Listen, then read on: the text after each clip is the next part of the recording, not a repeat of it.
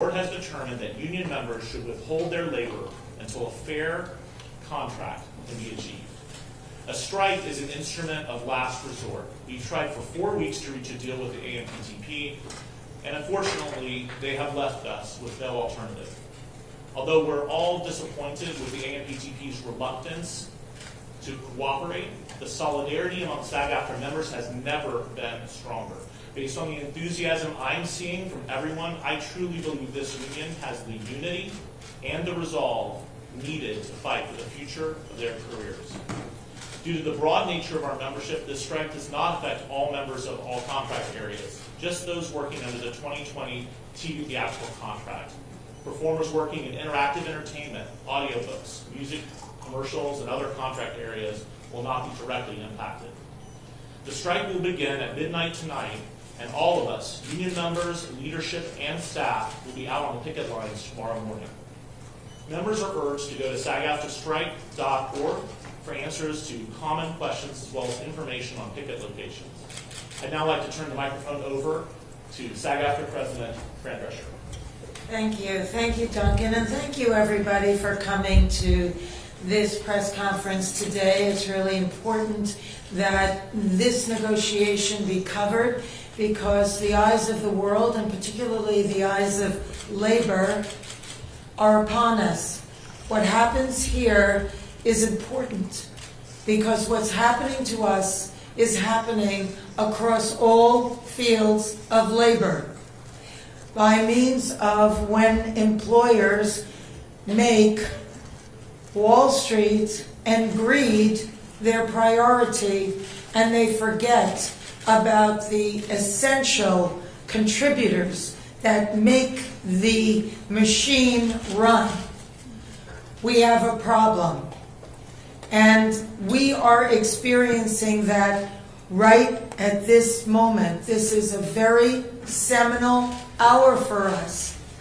I went in earnest thinking that we would be able to avert a strike. The gravity of this move is not lost on me or our negotiating committee or our board members who have voted unanimously to proceed with a strike. It's a very serious thing that impacts thousands, if not millions of people all across this country and around the world. Not only members of this union, but people who work in other industries that service the people that work in this industry.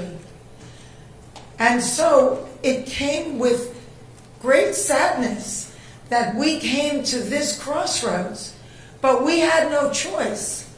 We are the victims here. We are being victimized by a very greedy entity. I am shocked by the way the people that we have been in business with are treating us. I cannot believe it, quite frankly. How far apart we are on so many things.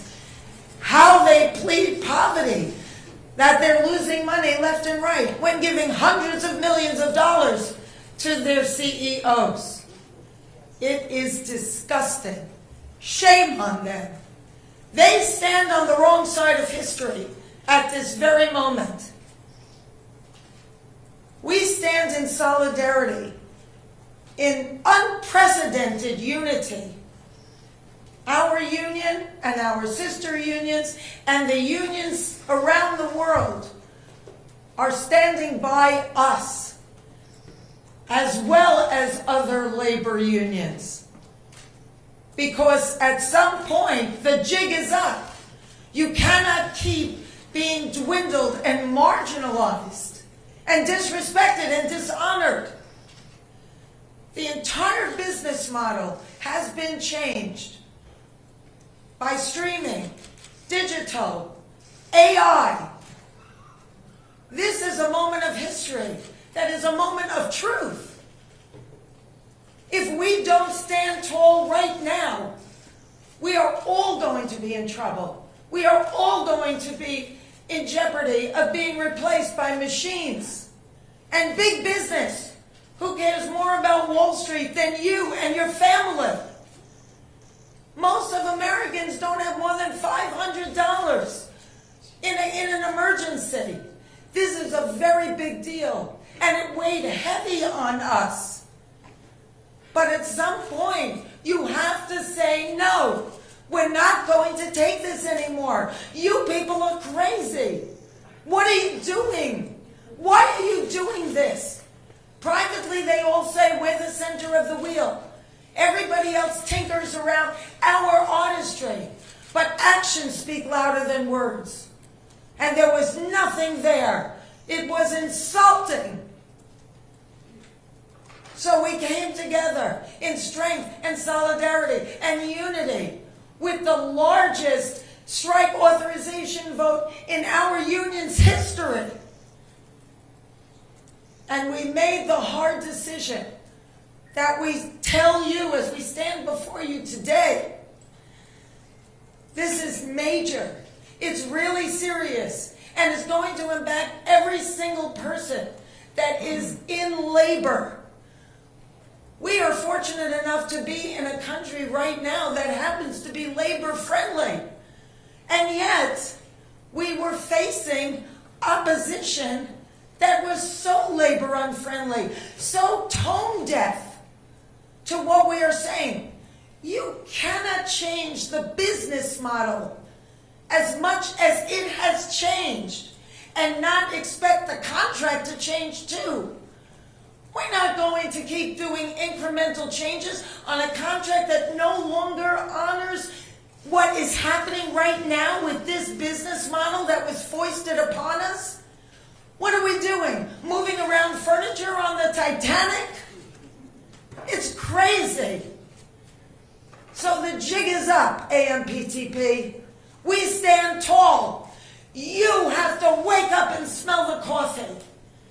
We are labor and we stand tall and we demand respect and to be honored for our contribution. You share the wealth because you cannot exist without us. Thank you.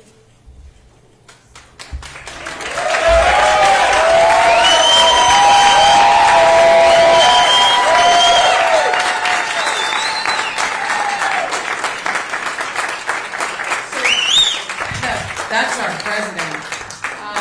Questions? Right here, Jeremy. So you guys said at the start of talks that you guys were not going to be beholden to any terms that the AMPTP negotiated with the DGA. Did the DGA's contract become like part pattern bargaining when it came to streaming and AI and other key issues? So first of all, I think it's important for us to note that we respect every union's right to negotiate the contract that's right for their members. And there's nothing about our statements about not wanting to be held to pattern bargaining that in any way are intended to detract from the DGA's agreement or any other union's agreement. But SAG-AFTRA members are SAG-AFTRA members, and we went into that negotiating for our members. And the fact of the matter is that yes, the AMPTP wants to insist that other unions adhere to things that they've negotiated with other unions. And in the case of, for example, minimum increases, that's one example of where that's the case. The companies insisted that we agree to limit the increases in minimum salaries for our members to a pattern deal. And our negotiating committee rejected that idea. I reject that idea. Our members need to receive increases that allow them to keep up with the pace of inflation. We believe that our members should not be working in 2023 for less money in real dollars than they made in 2020. And we certainly believe that our members should not be working at the end of the term of this contract in 2026 for less money than they made in real dollars in 2020. That's wrong, it's unfair, and it's unacceptable. And so we didn't reach any agreement on that point. Duncan. Hang on one second, please. I'd like the committee to come in and join the negotiators, please. Yeah. Committee members?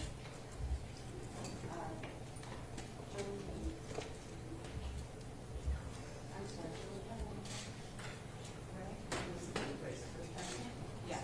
Come down. Still right in. Where are the vice chairs, please? The vice chairs? All right, guys, go ahead and talk in there. Yeah. Pam, can we ask a question now? Yeah, you sure can. Okay, Duncan, and Fran, so the AMPTV just sent out a press release basically saying, you guys are reiterating what they said yesterday and what Bob Iger said. You guys have chosen a path that will lead to financial hardship for countless thousands of people who depend on the industry. They're claiming they offered a 76% increase in high budget SVOD foreign residuals, 58% increase in salaries for major roles. They say 11% pay increase in year one, blah, blah. They're claiming all these double-digit promises. And they're claiming they had a groundbreaking, I'm quoting them, AI proposal which protects performers' digital likeness. So what do you say to that?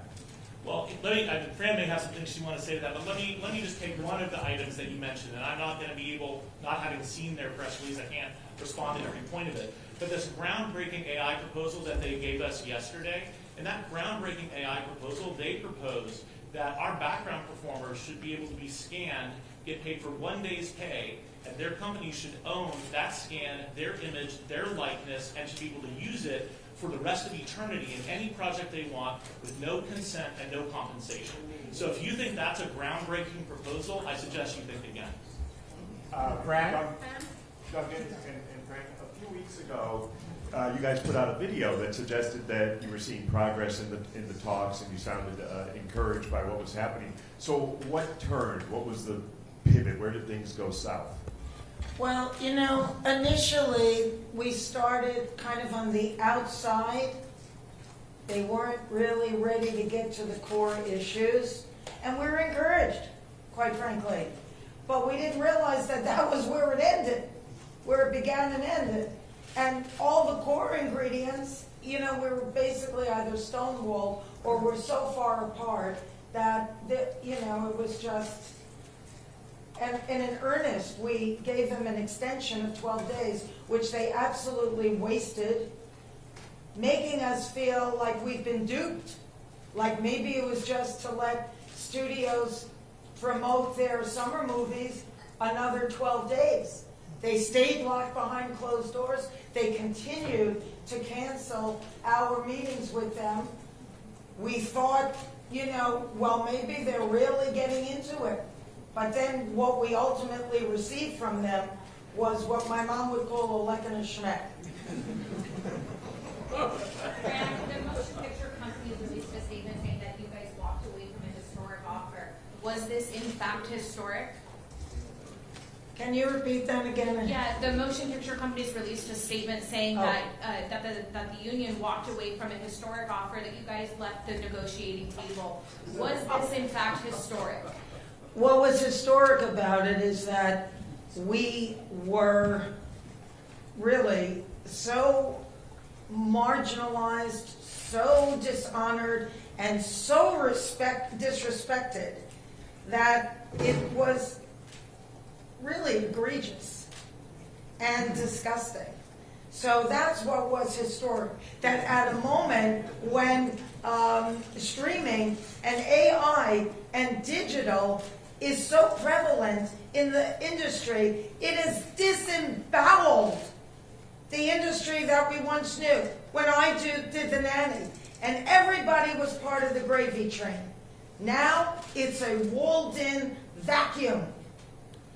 And not only is it unfair to everybody up and down the ladder, but the entity that employs us, it's really un-American. And it's unconscionable. What are you doing? We're not curing cancer here. It's a collective art form.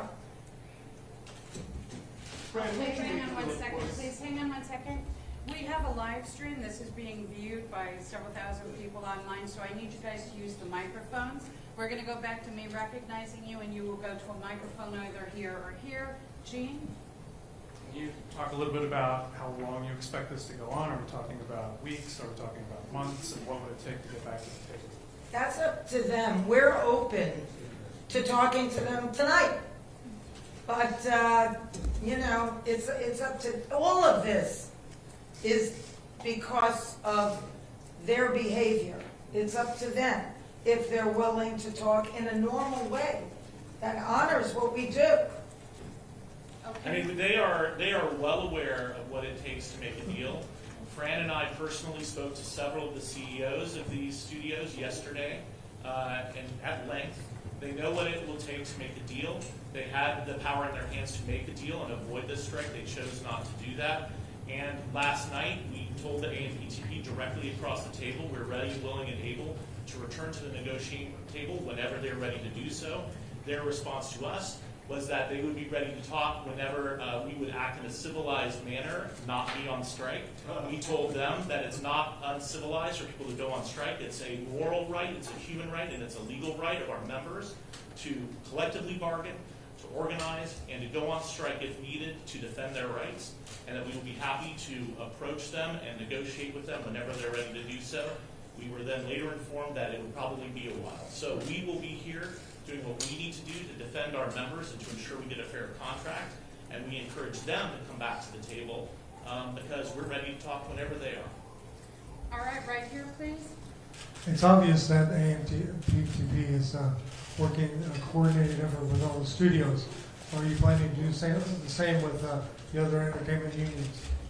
We've been in constant contact with our sister unions.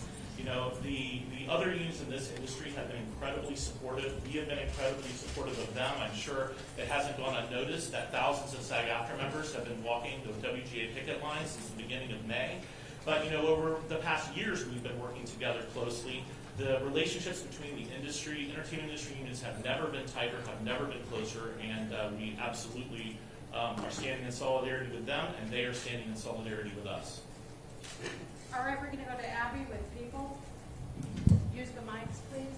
Hi, a lot of us are wondering how this is going to affect promotion of past work, not current movies to be promoted by actors, but things like participating in a panel at 90s Con, or if they are being recognized for their entire body of work. Can you clarify a little bit about the terms? Sure. We will be issuing a strike notice of order to our members today that lay out exactly what members are prohibited from doing as part of this strike and what they can do. We've also communicated directly with members, agents, lawyers, and publicists so that they have this information as well.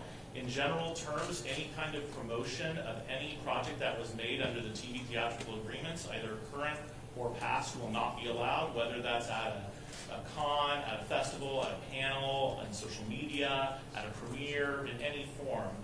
Members who have other types of activities going on, like autograph signings or things that are not related to specific companies or projects that are produced under these agreements, they'll be able to continue doing that. But we encourage all members who have any doubt about the boundaries there to reach out to the union, read the guidance that we'll give them, and we can answer their questions directly and individually. All right, over here. Hey guys, what do you make of the reports that the AMP, that the Academy's strategy was to bleed union members dry? I know there's a specific regards to the WGA, but what were your thoughts on that piece that came out? It was reported in the press just recently that there were some executives from the studios who stated that that it was okay for writers to go homeless as a result of this strike, or that, like you said, that they want to bleed the people dry. I think Fran might have some words to say about that. Evil. Necessary evil, that's right. Can you believe that? I mean, we had a whiteboard with quotes, just so the room would remember some of the things that were said. But you know what? Eventually, the people break down the gates of Versailles, and then it's over. Well, we're at that moment right now.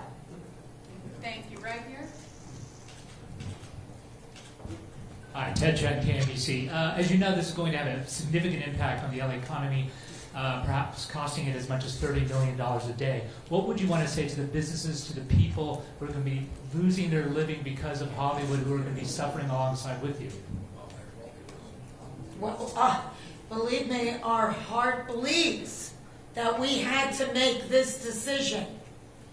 But we can't not get what these members deserve, because it's only going to get worse. This is where we drew the line in the sand, and it's a terrible thing to have to do, but we were forced into it. And let's not forget, actors are working people too, alongside everyone else in this economy. And and every working person should feel empowered to stand up for themselves. And when an employer, especially these big multinational corporations, wants to take advantage of you, wants to use their power to squash you under their heel, it is your right and your obligation to stand up to them. And I have a very strong feeling that those other people, whether they're parts of unions yet or not, will see what our members are doing and will understand why we had to do it. And Fran and Duncan, I have a quick question, Leslie with the Associated Press. How do you anticipate that this will affect Emmy's campaigning amongst actors since nominations were just announced yesterday? Our strike rules will not allow any form of promotion for television series, streaming series that have been produced under these contracts. My expectation is that it will bring any actor participation in Emmy campaigning to a close. Hi, Charlie Trepany with USA Today. You mentioned some of the issues that went into this decision to go on a strike involving salary and generated AI. Was there one particular overriding issue that proved to be the biggest deal breaker for the union? I think there are several really important issues. Fran and I talked to the CEOs about those issues yesterday, and we've mentioned a couple of them. AI, of course, is really important. But in addition to that, the basic respect reflected in minimums that keep you at least so that you're not earning less money today than you were earning years ago, that's another example. And also, as Fran has talked about, the fact that this business model has been changed, but the companies want to just keep our members locked in a contract that doesn't reflect that change.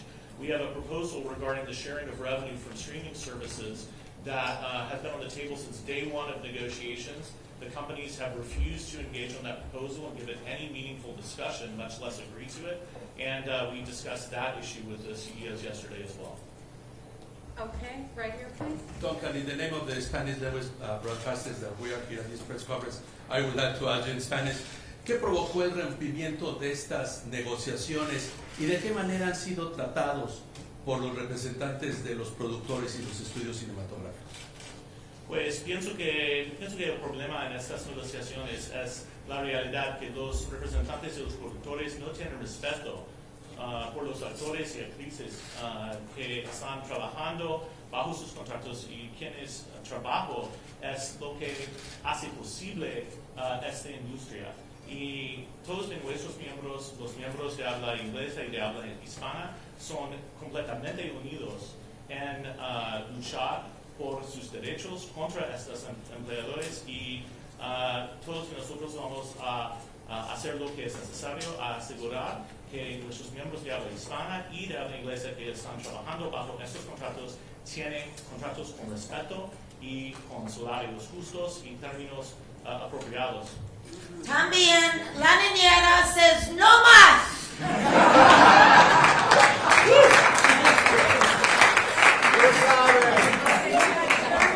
I'm going to ask you to let first-timers go, please. Thank you so much. I'm not a first time. I know. Jonathan, come on out. Thanks very much. Hi, Jonathan Handel, writing for Pub.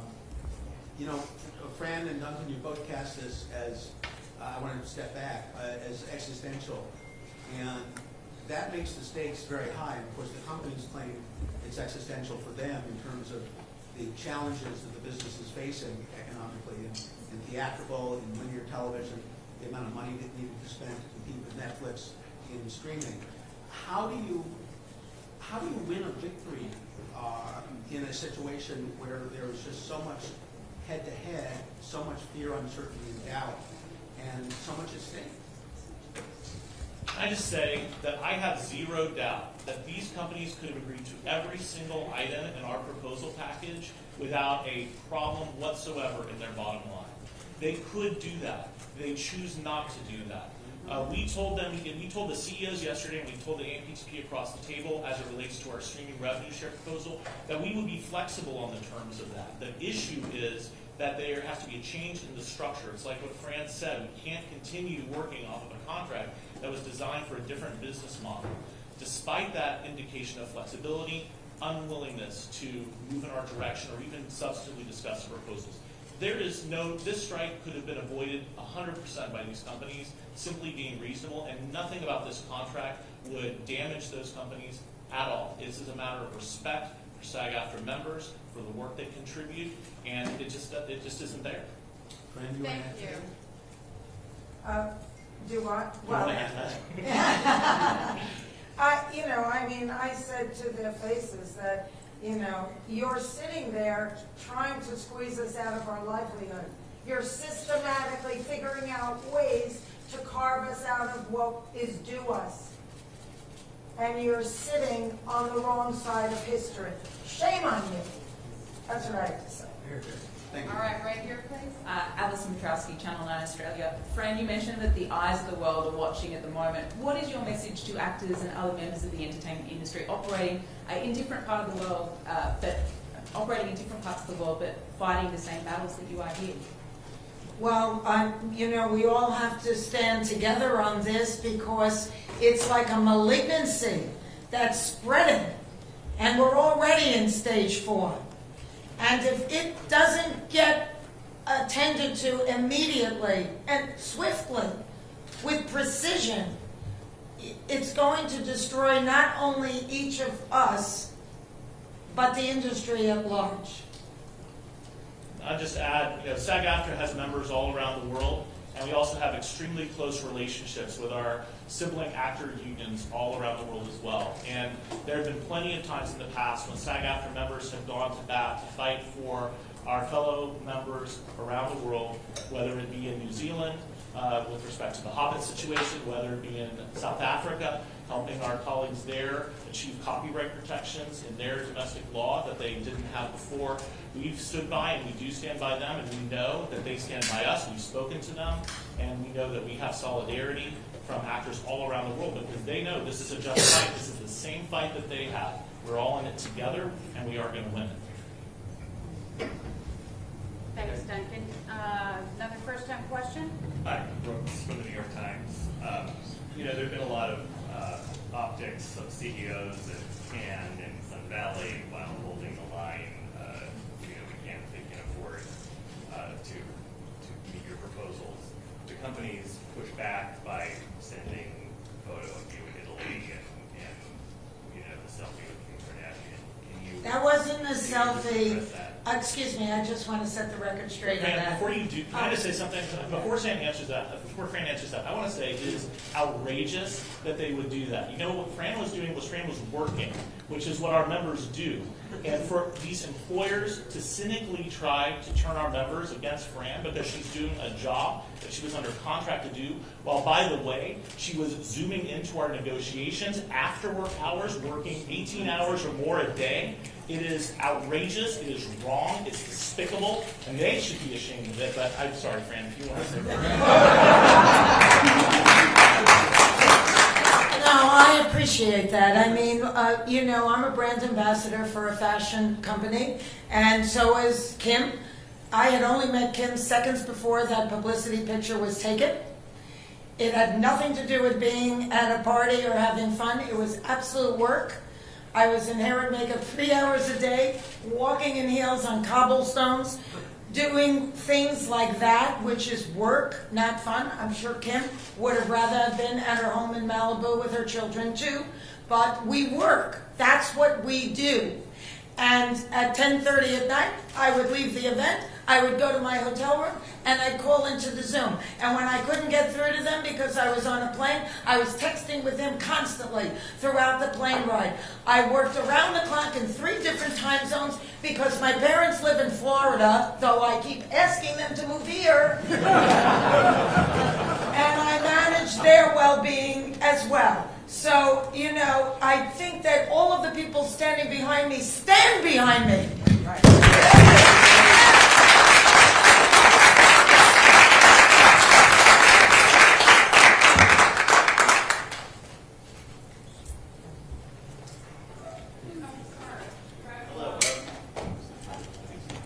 Jeremy? Okay, Duncan, quick follow-up.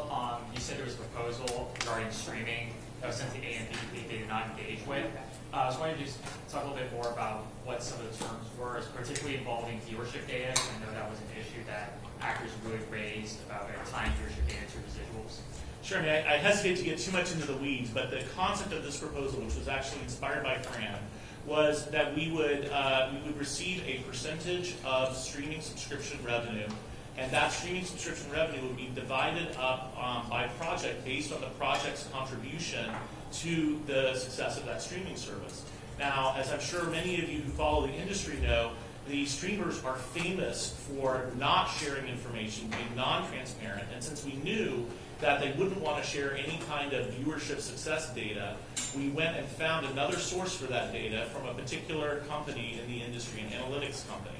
And then instead of engaging with the proposal, discussing it with us, making any counter-proposal, trying to figure out if there was a way to get to agreement, what they did is launch an attack on that company, trying to claim that that company doesn't have good quality or whatever else.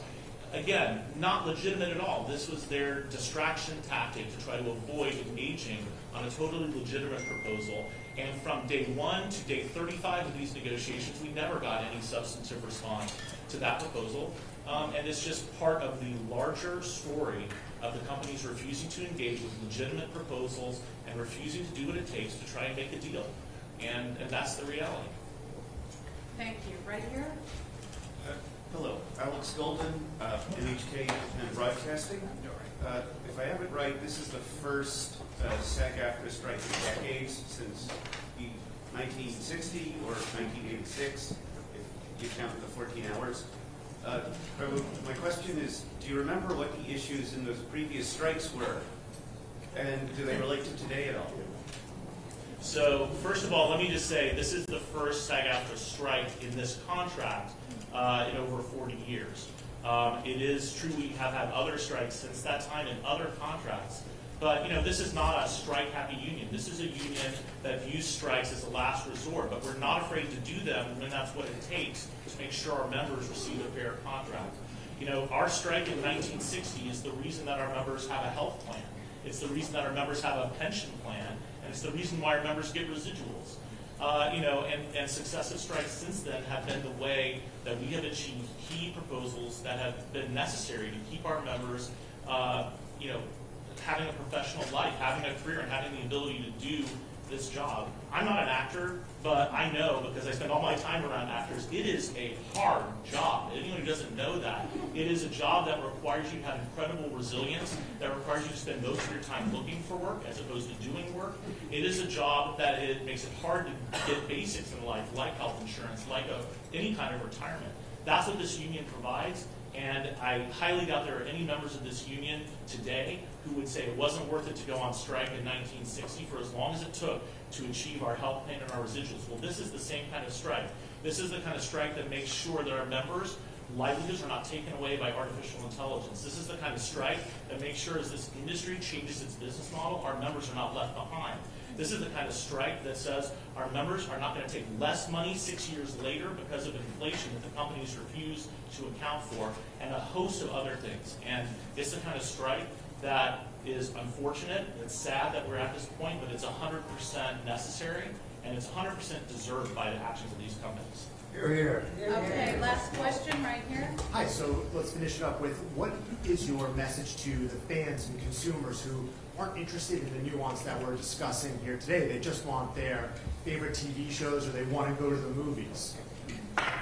Well, what makes you think they're not interested in what's happening here? I think that they have an allegiance to all of us because we bring joy to their lives, we bring entertainment to their lives, and during COVID, they turned to us for everything. So I don't think that your assumption that they don't really care about anything but being entertained over the summer is the bottom line, when the people that give so much to them and enrich their lives in so many ways are saying we are being taken advantage of in a terrible way. And if we let this happen to us, dollars for donuts, it's going to happen to you and your family, your children, and everybody that you work with too. That's how threatening this moment is in our nation's history. Thank you, everyone. Thank you, Fran.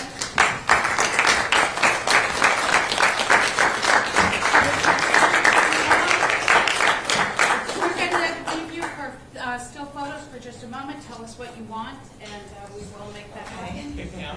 Yes.